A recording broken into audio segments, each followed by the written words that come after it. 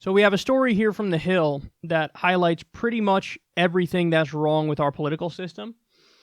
Former President Obama spoke at an executive retreat earlier this month for leaders of Boeing, defense contractor. The second consecutive year, a former president appeared at the defense contractor's annual event, Bloomberg reported Monday. A spokeswoman for Obama told Bloomberg that the former president waived his speaking fee to deliver the informal address. Attendees said Obama's talk focused on economic development and his foundation's work. Boeing, the second largest defense contractor in the U.S., has donated $10 million toward Obama's presidential library and museum in Chicago, Bloomberg reported. The company has made similar donations in the past, including a $10 million gift to George W. Bush's presidential center. Bush reportedly spoke at Boeing's executive event last year.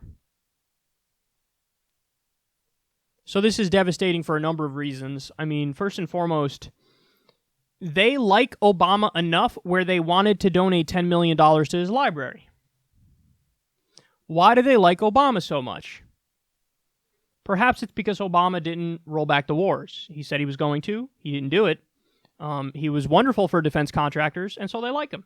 They made a lot of money because of Barack Obama. They made a lot of money because of George W. Bush. That's why they also donated to his library. So they're doing well because of these presidents. So they're paying them back. Gave him $10 million. And he's so buddy-buddy with them that he said, I'll even waive my fee. Hey, you've helped enough. You gave me $10 million for my library. I'll come give a speech and it'll all be good. These are defense contractors, in reality, offense contractors, because they're building weapons in many instances that are used to kill innocent people. And we are the ones going on offense. It's not like we're defending ourselves from fucking ragtag militias in Yemen or some shit. So this is the problem with the system, is that you have corporations that are buddy-buddy with politicians, whether it be executives from Wall Street or whether it be billionaires or whether it be people from the military-industrial complex. You have industry, oil industry, whatever it may be. They're far too close with politicians. They have an army of lobbyists. The lobbyists give politicians whatever they want, and then the politicians do favors for the companies.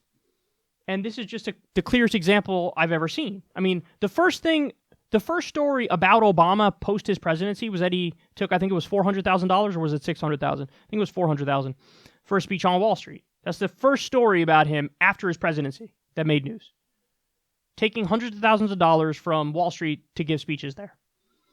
And now we know Boeing gave him $10 million for his library. He's returning the favor to Boeing. It's almost like the so-called anti-war president is very close with defense contractors, and he's close with defense contractors because they had a mutually beneficial relationship.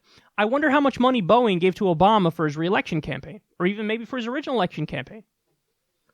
I'm sure it's a decent amount. So this is the problem. We need a separation of money and politics. You know how we have a wall of separation between church and state?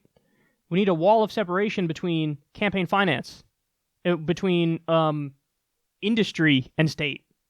Total public financing of elections, no private donations, because that's the only way to guarantee you're not going to get a system of legal open bribery. I mean, this is corruption through and through.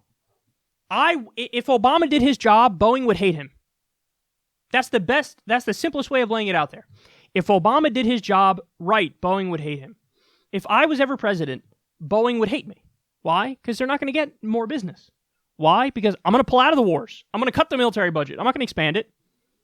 Oh, but what about you lose jobs? Okay, well, we'll create new jobs. We'll create Green New Deal jobs. We'll have jobs in solar energy, renewable energy, green technology. We'll have infrastructure jobs, construction jobs. We'll have jobs, but they're not going to be creating machines of death. Obama's far too comfortable with that notion. And unfortunately, he was way too much of a status quo president, way too much of a centrist, way too willing to go along to get along with business as usual, and that's the problem.